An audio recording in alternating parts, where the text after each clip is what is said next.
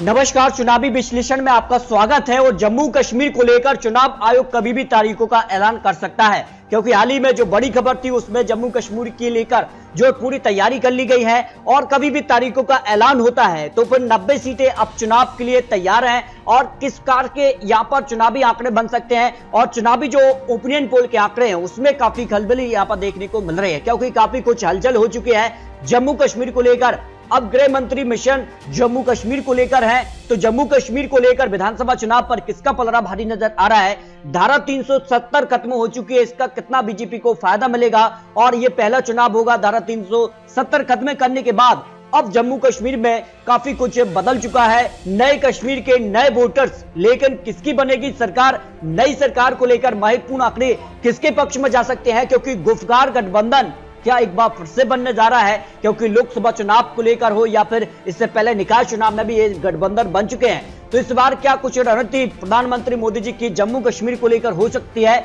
उसको लेकर महत्वपूर्ण विश्लेषण सामने आ रहा है, क्योंकि काफी हलचल हुई है और जिसका से बड़े आंकड़े सामने आ रहे हैं। 2014 के बाद यहां विधानसभा चुनाव नहीं हुए हैं, लेकिन जो आंकड़े थे 2014 में यहां पर पीडीपी ने सबसे ज्यादा 28 सीटों पर जीत हासिल की थी, जबकि बीजेपी ने 25 सीट, नेशनल कॉन्फ्रेंस को 15 सीट और कांग्रेस ने 12 सीटों पर जीत हासिल की थी। यानी सबसे बड़ी पार्टी पीडीपी, लेकिन बीजेपी 25 सीटों पर थी। अब काफी हलचल हो चुकी है, काफी बदलाव यहां जम्मू कश्मीर को लेकर हो चुका है और परिसीमन के बाद यह पहला चुनाव होने जा रहा है, तो काफी कुछ हलचल है। इससे पहले निकाय चुनाव में भी भारतीय जनता पार्टी को 280 सीटों में से यहां पर बीजेपी ने 70 सीटों पर जीत हासिल की थी, तो काफी हलचल है। और यहां पर जो आंकड़े बन रहे हैं विधानसभा चुनाव को लेकर, अब 7 सीटें बढ़ा दी गई हैं, पहले 83 सीटें थी, अब 90 सीटों का जो ओपिनियन पोल है वो भी चौंकाने वाले आंकड़े निकलकर सामने आ रहे हैं। 90 सीटों के चुनावी आंकड़ों के हिसाब से कहां किसका पलड़ा भारी हो सकता है, उस हिसाब से जो आंकड़े हैं उसमें 11 सीटें जम्मू से आती हैं,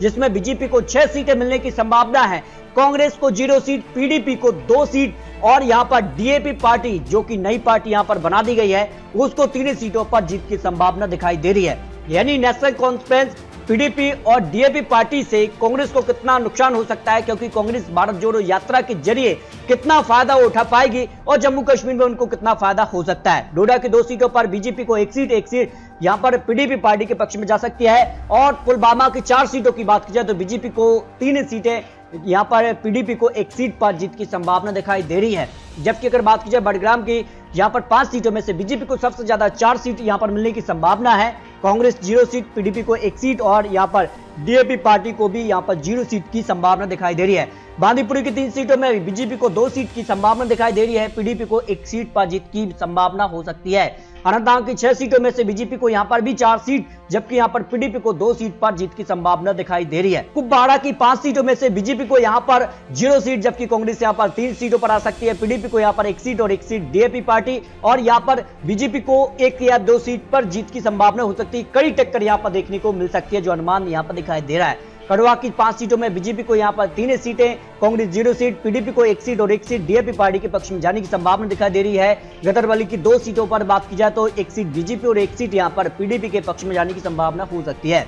बीजेपी को अगर बात की जाए सांबा में भी 2 सीटों में से 1 सीट मिल सकती है, 1 सीट यहां पर डीएपी पार्टी के पक्ष में जाने की संभावना दिखाई दे रही है। यानी फारूक अब्दुल्ला के चुनावी मैदान में उतरने से कांग्रेस को नुकसान हो सकता है। रामबाग की 2 सीटों की बात की जाए तो यहां पर बीजेपी को 1 सीट और 1 सीट डीएपी पार्टी के पक्ष में जा सकती है। रियासी की 3 सीटों में बीजेपी को सबसे ज्यादा 2 सीटें, 1 सीट यहां पर डीएपी पार्टी के पक्ष में जाने की संभावना दिखाई दे रही है। राजौरी की 4 सीटों पर भी बीजेपी को यहां पर सबसे ज्यादा 3 सीट मिलने की संभावना दिखाई दे रही है और डीएपी पार्टी को 1 सीट पर जीत की संभावना दिखाई दे रही है। लेह की 2 सीटों की बात की जाए तो यहां पर भी बीजेपी को 0 सीट, कांग्रेस को 1 सीट और 1 सीट यहां पर डीएपी पार्टी के पक्ष में जा सकती है। श्रीनगर की 8 सीटों में बात की जाए तो बीजेपी को यहां पर 6 सीट और कांग्रेस 0 सीट, डीएपी पार्टी को 1 सीट और 1 सीट यहां पर पीडीपी के पक्ष में जाने की संभावना दिखाई दे रही है। शोपिया की 2 सीट की बात की जाए तो बीजेपी को यहां पर 1 सीट यहां पर डीएपी पार्टी के पक्ष में जाने की संभावना दिखाई दे रही है। इस तरह से अगर बात की जाए तो जम्मू कश्मीर को जोड़कर जो लेटेस्ट सर्वे है उस हिसाब से 90 सीटों में से भारतीय जनता पार्टी को 45 से 51 सीट की संभावना दिखाई दे रही है। यानी पूर्ण बहुमत का आंकड़ा जम्मू कश्मीर में आज विधानसभा चुनाव होता है तो फिर बीजेपी को जा सकता है, जो अनुमान लगाया जा रहा है, क्योंकि काफी कुछ बदलाव जम्मू कश्मीर में हो चुके हैं और इसका फायदा बीजेपी को मिल सकता है। कांग्रेस को 0 से 6 सीट, पीडीपी को यहां पर, जिसमें नेशनल कॉन्फ्रेंस भी हो सकती है, गठबंधन यहां पर हो सकता है, उसको 19 सीटें, जबकि यहां पर डीएपी पार्टी जो नई पार्टी फारूक अब्दुल्ला ने बनाई है वो 11 सीटों पर आ सकती है। यानी बात की जाए तो जम्मू कश्मीर विधानसभा चुनाव को लेकर जो ओपिनियन पोल के आंकड़े हैं उस हिसाब से भारतीय जनता पार्टी को बहुमत का आंकड़ा मिल सकता है। लेकिन आपको बता दें, चुनावी आंकड़े चुनावी अनुमान है, आने वाले वक्त में किस कार के यहाँ गठबंधन होते हैं ये काफी महत्वपूर्ण हो जाता है, और किस कार के चुनावी वादे होते हैं, किस कार की यहाँ पर चुनावी जनसभाएं होंगी, उसके बाद आंकड़ों में बड़ा उलटफेर हो सकता है। तो आपको क्या लगता है, क्या बीजेपी तरफा जीतने वाली है जम्मू कश्मीर चुनाव, या फिर यहाँ पर कड़ा टक्कर विपक्ष देगा? इस पर आप राय कमेंट बॉक्स में जरूर रख सकते हैं। तो मिलते हैं दोस्तों लेटेस्ट और महत्वपूर्ण विश्लेषण के साथ, तब तक के लिए जय भारत।